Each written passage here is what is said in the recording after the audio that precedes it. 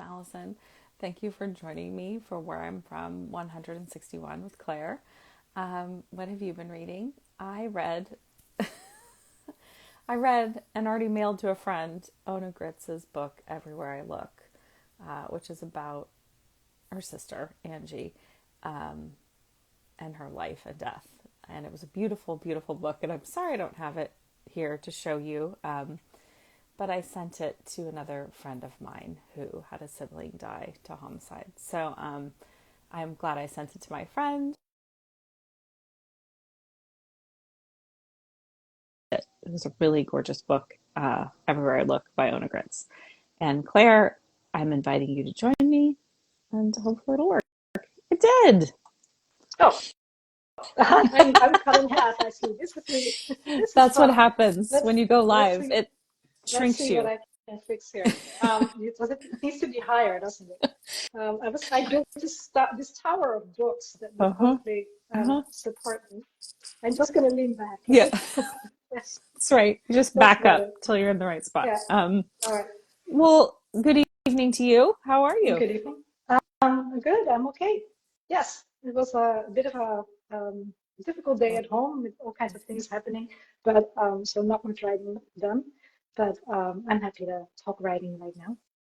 Well, I'm so excited to hear you read your poem. I just reread it, and um, I don't know if there's anything else you want to talk about before you begin. If there is, go for it. If not, um, we can Yeah, jump on. maybe it's best to read it first. Maybe the only thing I want to say is that I don't identify as a poet. I Yeah, don't know if other people identify as a poet, but I never called myself a poet. Um, me neither. Perhaps this is oh okay. Most Um, people, I think, who join me do not identify as a poet, and it's yeah, interesting how some people really feel like they need to say it. Like, yeah, "Hey, I'm not a poet," yeah. um, and then other people just don't. But I thought I had that same urge, Claire, where it was Okay. like, "I'm not a Yeah. poet. I just want everyone to know." But it's fun Yeah, to write I have poetry. published. Yeah, it is. I've written small pieces that I would call flash fiction, and some people call them prose poems. So Yeah, I know that the boundaries are a bit fluid. So yeah, this they is are. let's call it a poem. Yeah. Then yeah. Oh, it is. Where I'm from. Um, I'm from water and winds, reclaimed lands enclosed by dikes, feeling safe below sea level. Spring storms were my lullabies, and winter ditches my paths to skate to school. I'm from my father's boat, his deep smile and white sails, my trust in him, our captain, his early death. I'm from the love of a 170-year-old woman who tells the mayor on her birthday how the roof of her house in The Hague caved in with a bomb while she was down south, and how the German hand grenade in her underground shelter rolled one way in and one way out, exploding just far enough away. I'm from myopic eyes, corridors, ballet classes, and childhood eczema, cheeks red and bloody fingernails. Migraines make me lie so still I might as well be dead. But soon I go out again on my bicycle strong legs. My gratitude for my mobility is giving me wings. I'm from the pain of imperfection, the judge in my mother's mind, from divorce to the tune of a neighborhood ice cream van. I'm from a family, culture, and country that's white and privileged, from centuries of colonial theft and abuse. Yet I'm also from tolerance and minds smart enough to celebrate the printing press as humanity's capacity for change. I'm from British books, French wine, Italian marble, German philosophy, Spanish parties, Greek nudity, and Florida Christmas trees. I'm from prose, can you tell? I'm from reasons, feeling my body only when I suffer. Love not as a surrender, yet an act of will. But when landslides of crime and grief deposit me in a country of anxiety, a spiral is my only way out, an upward loop of breath and fragile hope in search of light. I'm moving towards anomalies, ambiguities, and chance. The night is as good as a lens to view myself through as my childhood water. Ah, beautiful.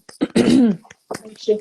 Yeah, I mean, there was so much there that really touched. me, I was just really moved by it. But the thing, the upward spiral, I was so struck by it because I often associate spirals with down, right? I think most of Mm-hmm. us do downward spirals. And so in the poem, when you say the spiral is the only choice and then it's upward, it's such a satisfying turn that Okay. that you that you take us on because sorry, I'm all froggy all of a sudden. Because I think that's just a beautiful thing. I feel the same way. Like Yeah. you can only you're going some way, Yeah. whether you think you are or not. You're going up or down. So Yeah. and and that love is for you. I was similar to me. Love is a choice, and Mm-hmm. and it's not coming without me choosing it day after day after day, you know? And Mm-hmm. I feel the power of the narrator in your poem of choosing love, of choosing an upward spiral, of healing. It just, I thought it was a really, I thought it was a really powerful poem about choosing those things and, and where it can take you. So I just was Mm. really moved by it. So thank Ah, you, thank Claire. you. Yeah. Well, thank you. I do believe that that we don't we, there's so many things we can control in life that happen to us that Yeah. yeah we need to react and that we react to normally. Yeah. And I think it's we can get some power back by deciding how we react. And this was particularly in the episode I'm referring to in the end of the poem. It was a period where I felt like I was no longer in control whatsoever, and I was only reacting to what was happening to me. And I really made the choice of to stop that. It's like if this is going, then yeah, then it is then I'm going down. Mm-hmm. And I'm like, I have to stop this. I have to stop reacting to what's happening randomly, and I have to actually make my choices based on yeah, kindness, mindfulness, just yeah, slower movements in a way. You know.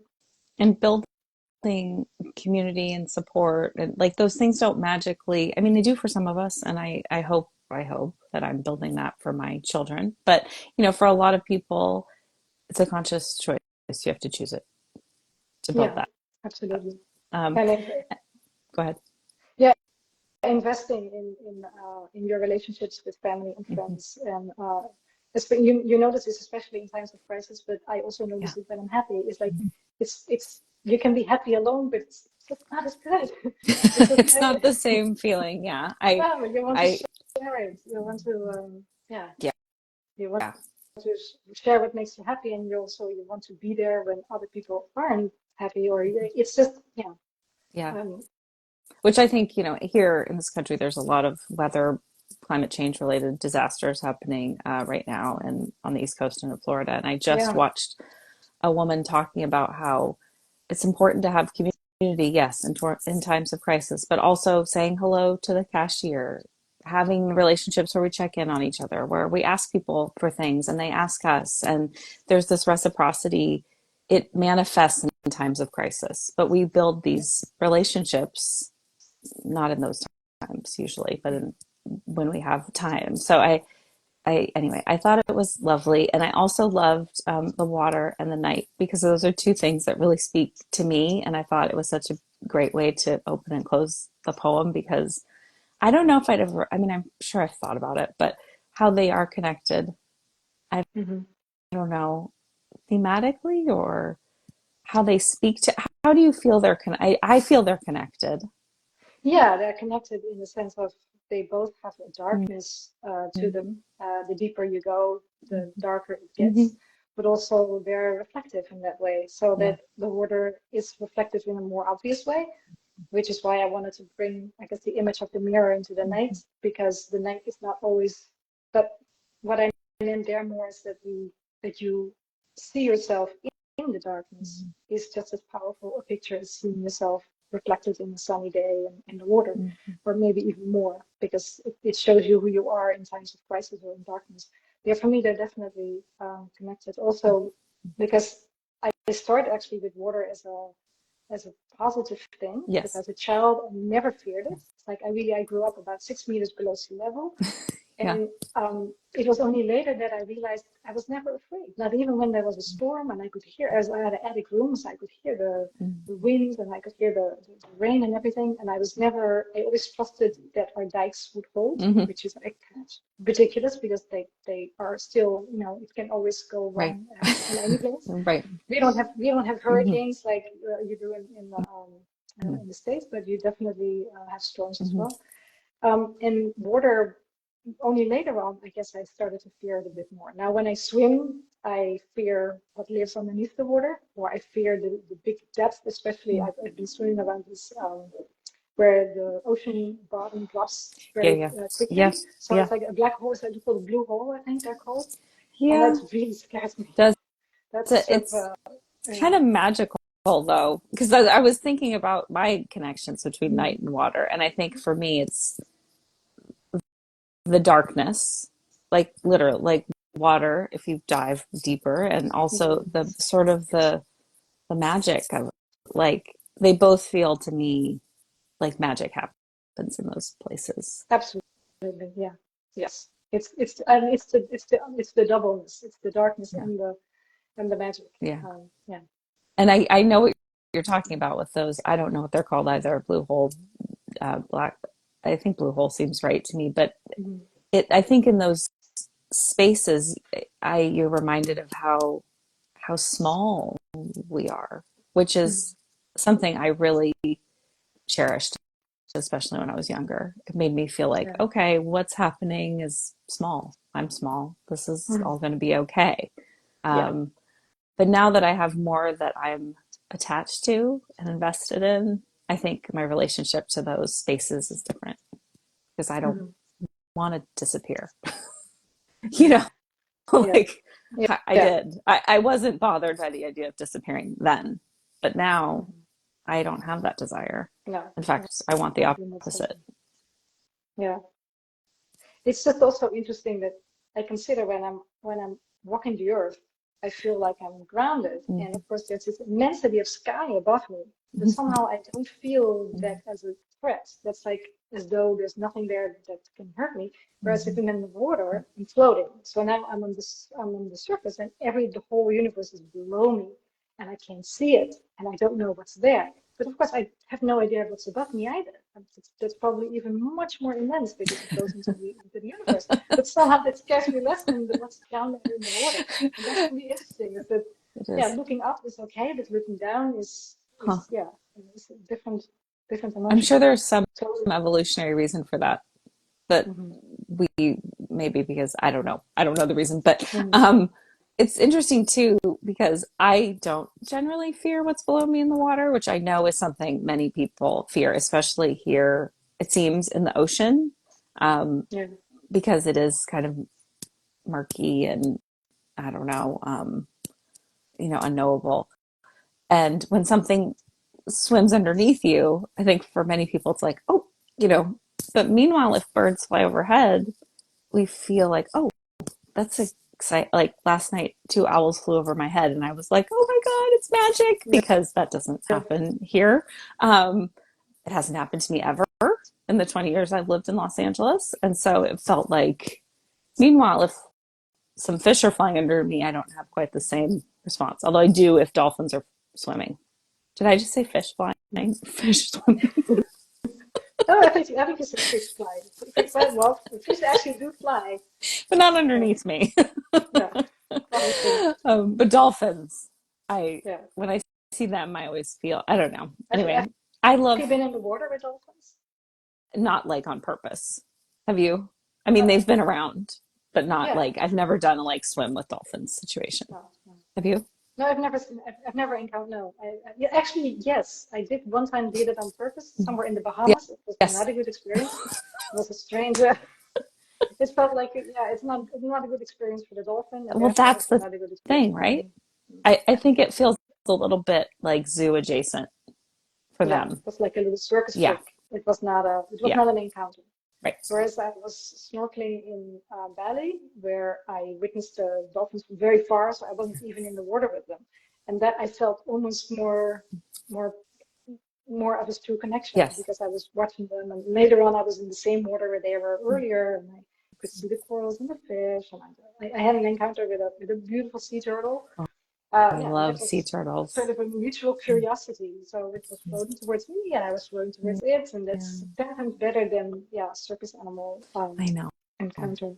Yeah, that's part of the Yeah. reason I never did it because it Mhm. just felt like, oh, I don't want to. But I have been Mhm. like nearby in the because they're pretty common here, and so I have Mhm. been like, and I mean, I might be just telling myself, but you feel them. I feel like I feel them and their Mhm. life Yeah. and their, Mhm. um, their community actually, because Yeah. they're always together, and I think I often found inspiration in the natural world for family and community and togetherness because I had a difficult time finding it in the human world. Yeah. And that's you know, true. And yeah. And animals are there, they're much more often in pods. yeah, And yeah. yeah, and Mhm. supporting one another and coexisting together, Mhm. Yeah. which seemed really aspirational to me. Like, oh, coexisting, that would be seems lovely. So, and then I also, so do you still have migraines or was that a childhood thing? No, I still have them, but not as often anymore. I know kind of I take a lot of magnesium. This has Oh, helped. good for you. Um, and I know when they're coming, and I Yes, can I've heard that. sort of preempt them. I say prevent them. I guess. Yeah. I think I both, just make yeah. yeah. Because I don't have migraines, knock on something, and but I do Mhm. have a lot of friends who do, especially with perimenopause and menopause and our hormones, going all over the place. And Yeah. um, I feel like they are, from just me observing, really life forming because they of the sort of halting of exist, like you said, lying sister, you may as well be dead, like that. Mhm. It feels so counter, particularly to being a child and being forced Yeah. to Mhm. be still like that. So would you think, or would you try not to think, or there goes my light? Um, Yeah. Yeah. It's just actually. Um, I guess it's called, I think I was meditating. meditating. Yeah, I think that's the only way for me to not feel the pain. Mm-hmm. So that if sometimes I would take the medication too late and then the pain becomes very intense. And then you just, yeah, you lie so still that you sort of, yeah, almost, I guess I felt like I drifted off Mm-hmm. outside my body or Yeah. something. And if I just completely relaxed, then I couldn't feel the pain.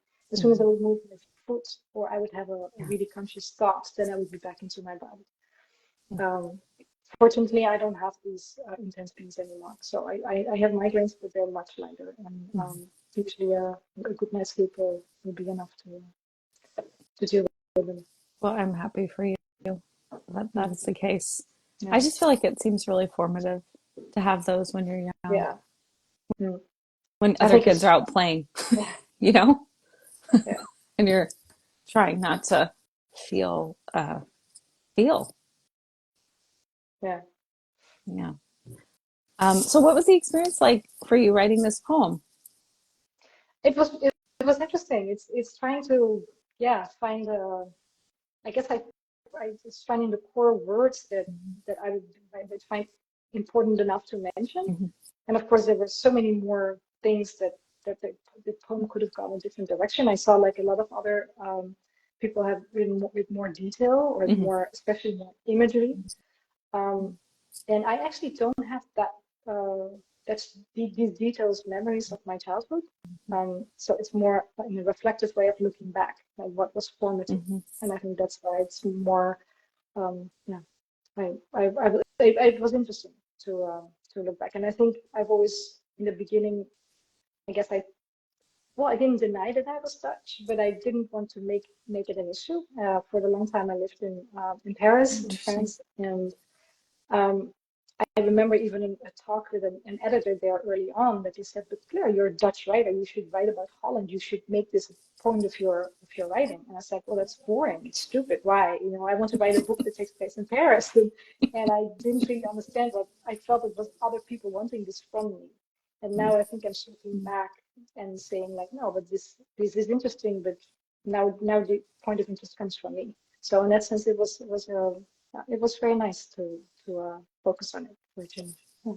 It's so interesting too because I obviously, I mean, not obviously, but I'm American. And when you travel abroad, lots of times you hope people don't notice, because Americans can be very obnoxious and there's lots of associations with them. And you kind of just hope they think you're Canadian or whatever. Like you just don't. But I never think, I would never have thought someone who's Dutch wouldn't be like happy because in my interactions with Dutch people traveling, they're just lovely and personable and know so many languages and seem so worldly. It's just interesting to hear you say that. Yeah, Um, I guess another, and I wasn't embarrassed to be Dutch, okay, but it's just more, it wasn't interesting to me. you just thought It it was was something boring. that Mhm, yeah, it was something I left behind. mhm, And so I was now in France and I was living a different type of mhm, life. So I didn't want to write about where I came from, but I wanted to write perhaps where I wanted to go. mhm, And maybe, yeah, now at this age, maybe it's more interesting to look back and then, yeah, mhm. where you come from. And why is it always France? Why is everybody wanting to write about France and speak? I mean, to me, it's funny. I took French in Yeah. school, and I wanted to blend in when I was in France, which I Mhm. could until I started speaking. Yeah. Well, for me, it came from university. I Yeah, wanted to study at Sorbonne, yeah. and so I was able to go there for a semester, and I fell in love with the city. I fell in love I mean, with it's a my beautiful current city. husband, Yeah, and so yeah. I Is your stayed. husband French? Yeah. Oh, No, he's American. oh, That's where the Florida oh, the Christmas trees Florida come from. Christmas trees. Okay, yeah, That's what my in-laws. Yeah. yeah. Yeah. I. It's funny because I think, as an American, oftentimes we just think anybody from Europe that seems enviable. I think because of for me now looking back on it, as I sort of unpack all of the American identities and, how we live in a place that isn't ours. Like we Mhm. are immigrants. No matter how long we've been here, this is not where we come from if we're white Americans, or I mean, if we're Mhm. anything but indigenous. And I think that's actually where a lot of it comes from with Europeans. I think when I was a child, I thought it was like because Europeans are sophisticated or multilingual or, socialist. I didn't have that word, but Mhm. and now I think it is actually more related to growing up where your ancestors are from, like having Mhm. a connection to the place in a way that I never will. Yeah. Interesting. I never heard it, somebody put it that way, but I can understand. Yeah. Yeah. And having this connect, my husband and I talk about it like um because a lot of our ancestry is like British, Irish, Scottish, and when we watch those shows, this feeling of like hearing the accents and seeing the places, there is this feeling of recognition that, Mhm. Yeah. that doesn't happen with if I watched a Russian show, you know. Mhm. So Yes. Yeah. I also know how many Americans want to go to Ireland yeah, or England, even though I don't think those are the most interesting countries in Europe, but they want to go there because, yeah, it's yeah, calling, I think. It's it like hits us someplace. yeah, Um, yeah. yeah, but it's interesting, Claire, because I do have some French ancestry, and I definitely like that as a young person. That's the one I attached to the most because I thought that's the most Mhm. interesting. It's the most, I don't know, continental or whatever. Yeah. It's funny now looking back on those sorts of things. So you had all of these different mentions of, Greek nudity is the one that I remember. Italian food, wine, Florida Christmas trees. Yeah. Um, so were you living in these places, or these were things that were brought to you in the Netherlands? A little bit both. Um, yeah, I mean, I did live in Germany for when I was very young, like 2, 3 years. The German philosophers came to me during my studies. Mm-hmm. Greek nudity is more that was our favorite holiday. So it was always naked swimming on the Yes. islands, and that's Mm-hmm. wonderful. Mm-hmm. But it's not more than just that. It was also the Art. nudity of the simplicity of life Mm-hmm. and the art. Yeah, absolutely. And there is you feel without veneer there. You feel, I feel, at Mm-hmm. least I feel more more nude, but in a good way there than Oh, elsewhere. I love that. And I guess the Italian marble Tell me thing, more. but it could have been Okay. it could have been Italian food. That's I okay. just projected Yeah. that because a friend of Maybe mine I just was got back trying. from Italy Ah, and she's holding a but glass of wine, and yeah. that's, I think but Greek that what nudity, it's eventually interesting. came I out. thought of the art immediately. That's what I thought. But having been to Greece, yes, also the naked swim. There is naked swimming is highly underrated, especially in oceans. I I think it agree. is such, I yeah, agree. what a great experience. Hmm. Hmm. Yeah. So Yeah. thanks for Hmm. bringing that memory back too. It's like, oh yeah. Um, I love Yeah. that. Oh my God, it's making gestures. I hate that. I like What? the heart, but I Yeah. don't like anything else. Okay. Oh wow. Can I do that too? I think so. Somebody, Nice. yeah, look, right? Rebecca did that It's funny. like 11 Oh. poems ago, and I was like, oh, magic. Thank you for sharing that Mhm. with me. Yeah. I had one, and now I've lost it, of course, because we're talking about hearts, but oh well. Oh, your father. I wanted to say I was sorry for losing your father young. That's life Oh. altering. Yeah. It is. It was. It Hmm. is still. Um, Yeah, for and at the sure. same time, he left. He left his his being, his presence, his wisdom with us. Hmm. So yeah, What was his name? Hans.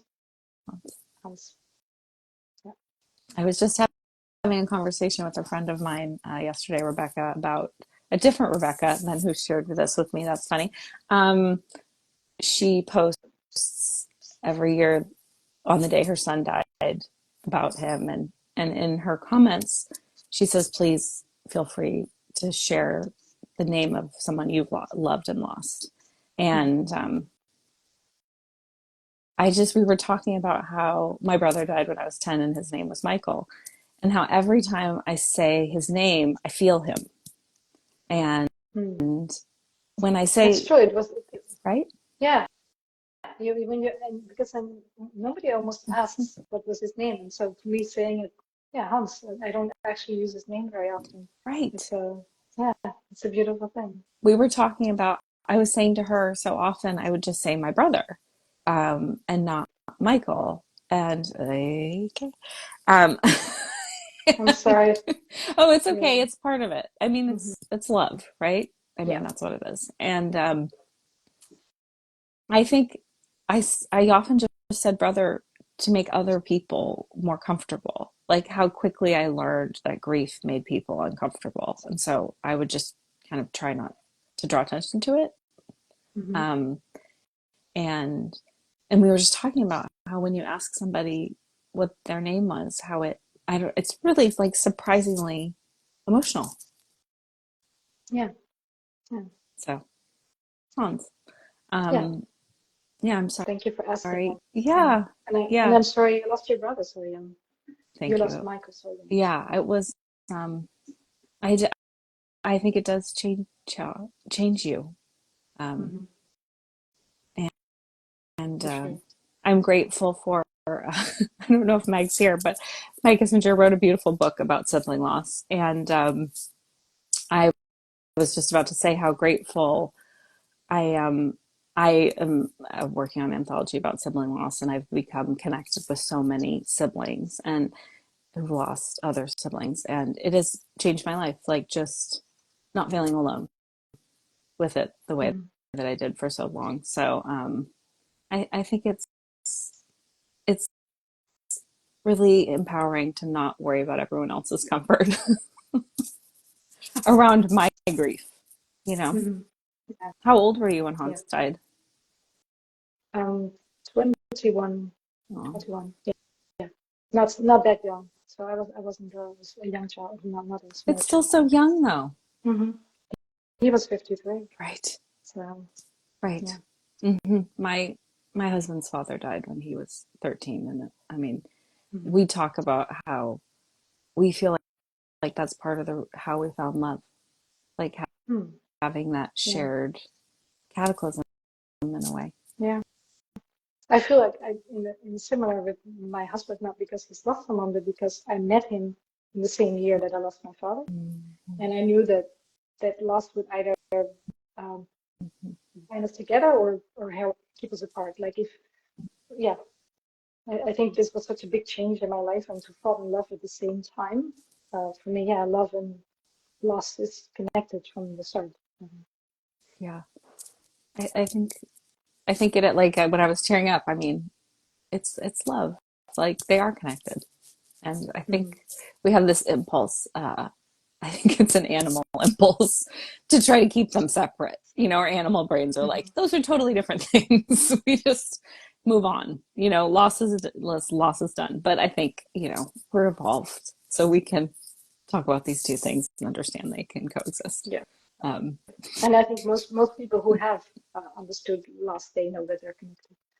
It's yeah. yeah, for sure. So I mean, I they don't know get if there. you feel this way about Hans, but I mean, Michael, I feel him much like I feel the dolphins in the water, to take it full circle. Mhm. Like, I don't, and you saying you felt like you had more of an experience with the dolphins just knowing they were there than Mhm. you did when you were forced into this kind of circus environment.